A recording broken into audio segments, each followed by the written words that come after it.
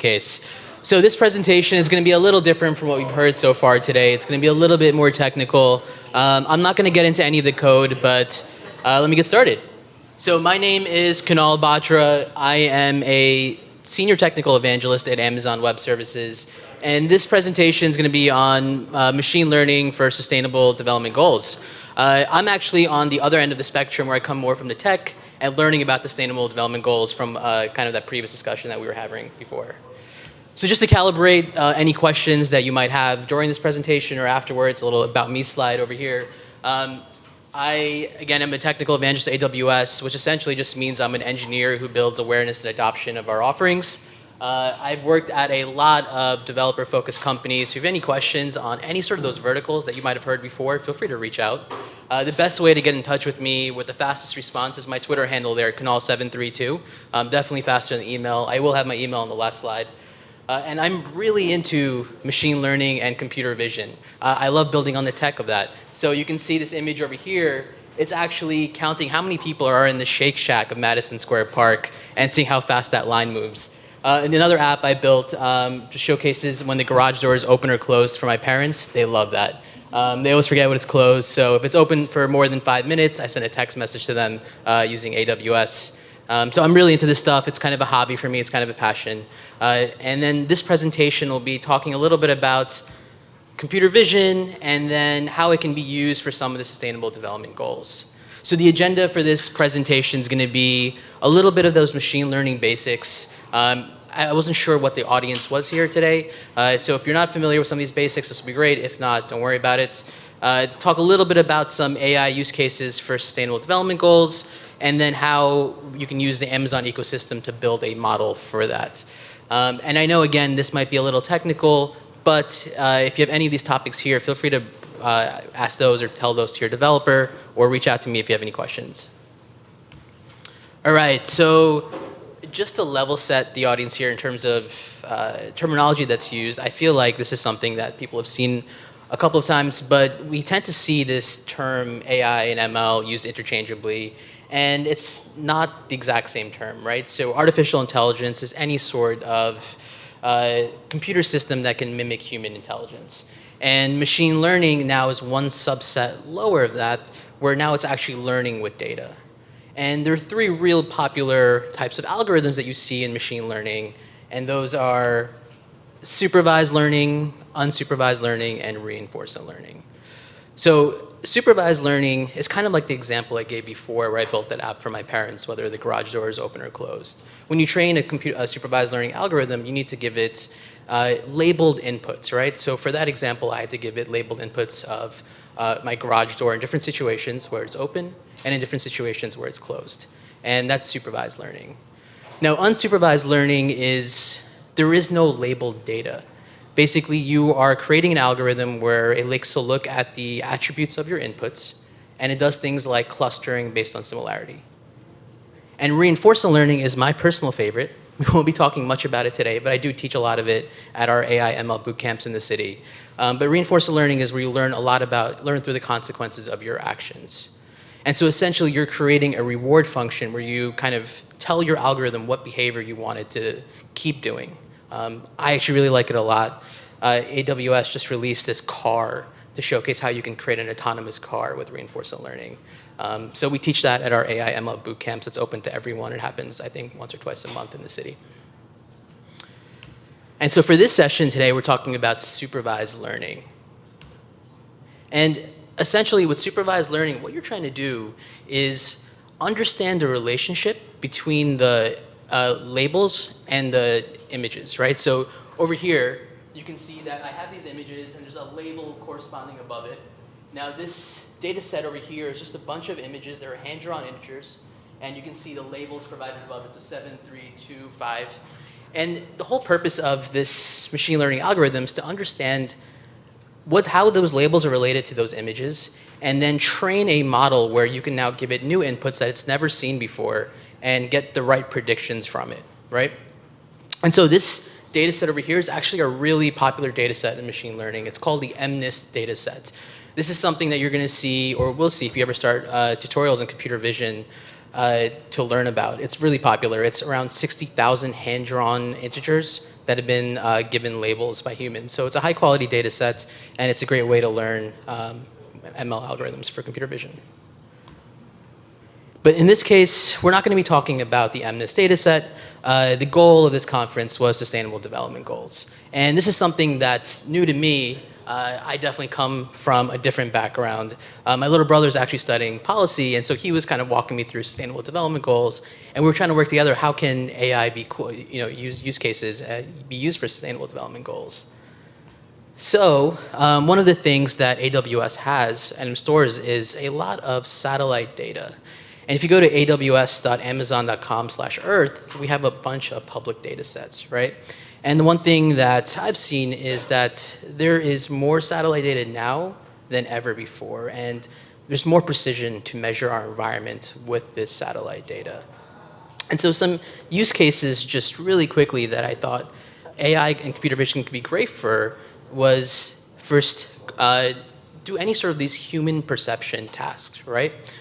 Taking a look at satellite feeds for crop monitoring, taking a look at if there's pollutants or toxins in any water from satellite feeds, and then deforestation or forest degradation. So I wanted to showcase in this talk how you can use the Amazon ecosystem to build out models for these use cases or other use cases regarding computer vision. And one of the things that we see with machine learning and computer vision is it's a complex process, right? And there's three major steps that come when you create your model. The first is you need to do that data wrangling. You need to get all of that data, and then you need to be able to label it. And then from there, you need to go train it. And that requires a lot of iteration to make sure you have the right type of model answering your questions. And then finally, you need to deploy that model. So it's a complex process. So with AWS, we introduced a service November 2017 called Amazon SageMaker that really tries to simplify this service, right? And so it has a bunch of things, a bunch of different services here that make it easy to build, train, and deploy your models. And one of the things that I find really important, and it's not sexy at all, is ground truth, where it's labeling that data, right? So it's not even training that data, not even creating that algorithm, not even using it. It's just creating that data set, right? When we talk to our customers, that is by far the most complex thing that they have to deal with. So we wanted to give an ability for them to make that easier. So we created ground truth. And just to kind of put this into perspective, one of the questions that we get asked a lot by customers are, how much training data do I need for my use cases? And some of the responses we give back are, first you need to consider what's the cost of making a mistake when you're creating that data set. What are your accuracy requirements for your model? Is 99.9% accuracy good enough? If you're creating a self-driving car, if something goes wrong 1 out of 1,000 times, is that okay? The other is diversity of inputs, right? So if you have really diverse inputs in your data, you'll need less training data. But if it's less diversity, like satellite imagery, you're going to need a lot more training data. And so this is a difficult problem to label, right? Now that you require really large training data sets, you need a large number of humans to label that data. And then the more humans you have in the pipeline, the more ability there is to make a mistake, so you have lower accuracy. So we wanted to help speed this up, and so with the SageMaker Ground Truth service, it lets you quickly label training data, integrate with other human labelers, and get accurate results. And I'll showcase demos of this towards the end. And so some of the things that I think that are cool, what it does is first, it makes it easy to give your data to human annotators to label that data. And we'll talk about the different pools of human annotators that you can use for that. On top of this, it also has something called active learning, where you have the ability not only to just have humans label your data, but with such large data sets that gets expensive, it can also start learning a model based on how the humans are annotating that data to also label that data set. And with ground truth, it makes it super easy to go ahead and do certain things for your annotators, like do bounding boxes, image classification, semantic segmentation on that data. And some of the things I mentioned before are the different workforces you can use to label that data, right? So with Amazon, you can take advantage of our public workforce. Actually, this is a better slide on it. Mechanical Turk, which is over 500,000 people who can label that data really fast for you. If your data does require subject matter expertise, you can take advantage of a private workforce and still use our services for that labeling. Or you can take advantage of third-party vendors through the Amazon site. And so with data labeling, it's not only making it easy to label that data by having integrations with human labelers, it's also about improving that label accuracy so you have a really high quality training data set. And one of the other services that we have is something called annotation consolidation. So when you have a really large data set, you want to have multiple people look at that data and label it. If you just have one, there's a possibility that it could be wrong or that something can be tired and classified incorrectly. So if you have more than one person who is looking at that data set and that piece of data and labeling it, how do you know who's right? So we introduced something called label consolidation, right? So now let's say someone's looking at a data set that you want labeled, and for example, let's say it's a dog data set. You have 4 people who are going to label that data. By the way, does anyone know what dog that is? Sharpei? Are there anything else? Sharpei? Okay. So let's just say that you have 3 people who say bulldog, 1 person who says Sharpei, and you're getting this data set labeled. If you have majority voting, this is going to be a bulldog, which is incorrect. But if you take advantage of probabilities and the Bayes theorem, now you can start getting more accurate results. So essentially now, you're actually having these people label that data, but you're also keeping track of how accurate their labels are, right? So by having both of those together, you're able to see that the Sharpei is the right answer. So when you're labeling these massive data sets, that high accuracy is really important. So we want to make sure that you have access to stuff like this right out of the box to make sure you have the high accurate data. And if you're not training your own data, you can also take advantage of data sets that are stored on AWS.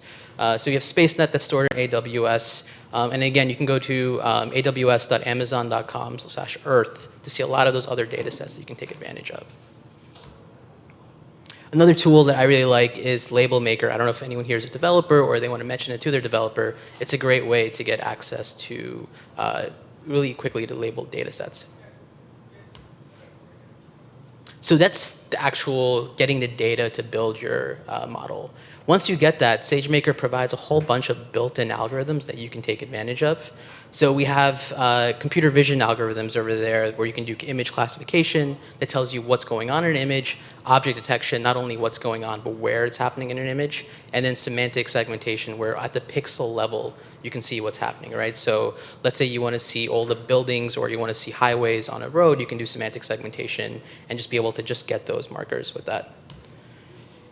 From there, once you have that data, you can go ahead and train your model with SageMaker. Again, just pick that algorithm that you want, go ahead and train it based on that when you give it your data sets, and you have a model. This is a link where you can go ahead and learn more on ml.aws. I also wanted to showcase a couple of things on AWS. So let me just get out of this PowerPoint presentation. I'm just going to go into my browser. And for anyone here who's never experienced AWS, basically, you just go to console.aws.amazon.com once you have an account and have internet. I forgot to connect to Wi-Fi. Is there a free public Wi-Fi here, or which one is it? On the table? Thank you so much. All right, so just get that really quickly.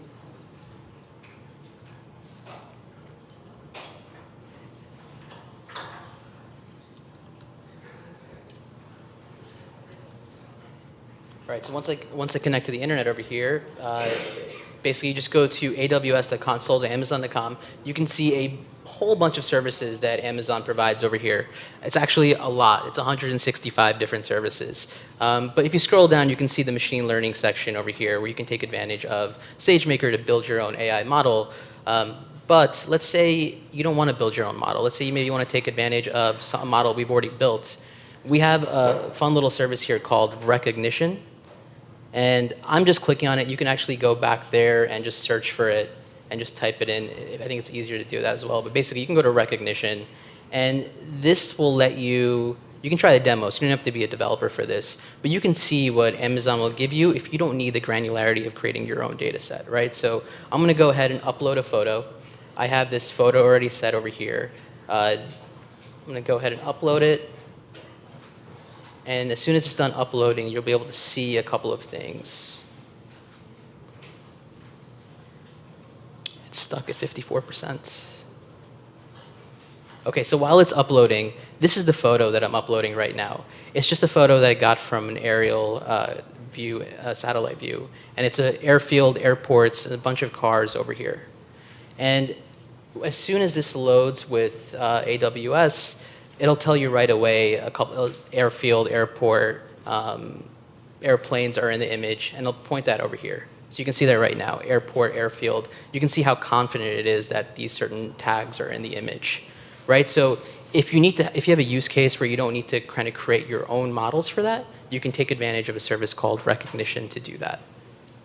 But if you do want to create your own models, and you can actually take advantage of other public data sets, you can do really interesting things like count cars, right? So you can see, like I don't know if you can see over here if I keep zooming in, but there are a lot of cars at this airport.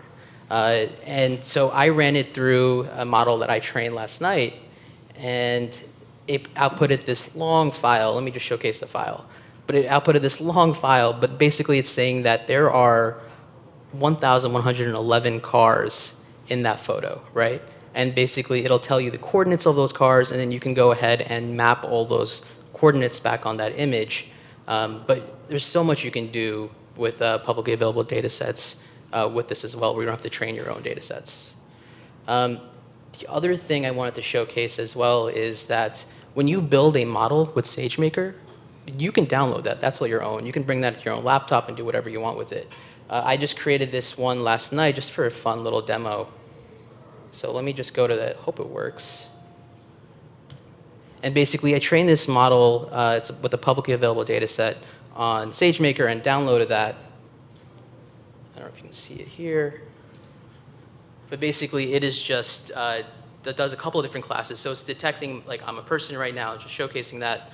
And then basically, this model was trained on SageMaker. It's on my local laptop, and it's just making inferences right now. So you own that data. It's all yours.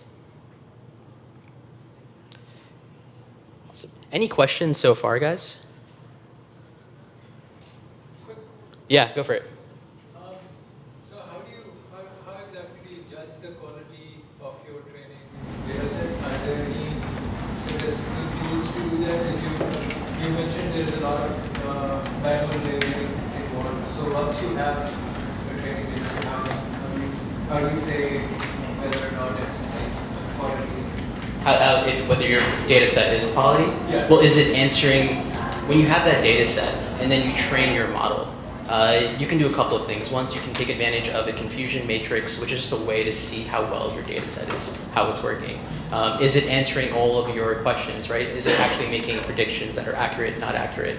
And you can check that out. And on the AWS's website, we have a bunch of sample code that showcase how to do that as well. Yes?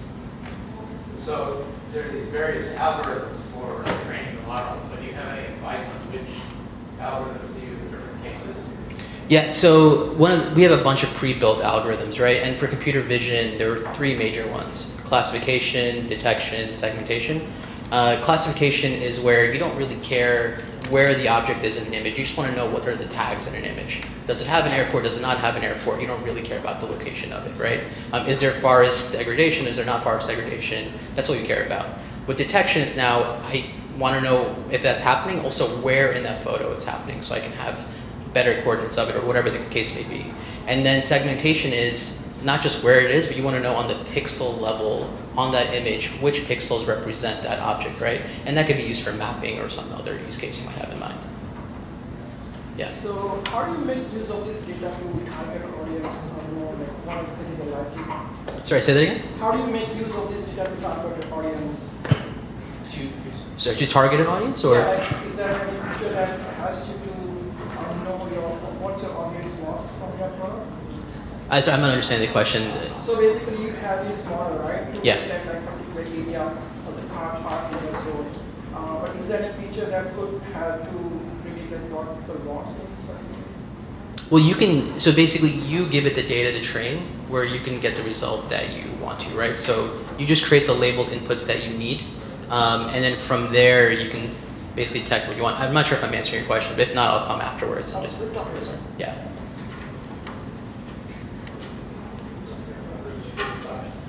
Okay. All right, well, thanks guys. Let me just go to something over here. I just wanted to put up just quick some resources that I thought were really cool. The Earth on AWS data set, more examples. Oh, it's not up now. It's all good. I emailed this out, so just tweet out to me, Kunal732, and I'll be happy to just email those 3 resources. And then if you have any questions, guys, my email is kbatra@amazon.com. Thank you.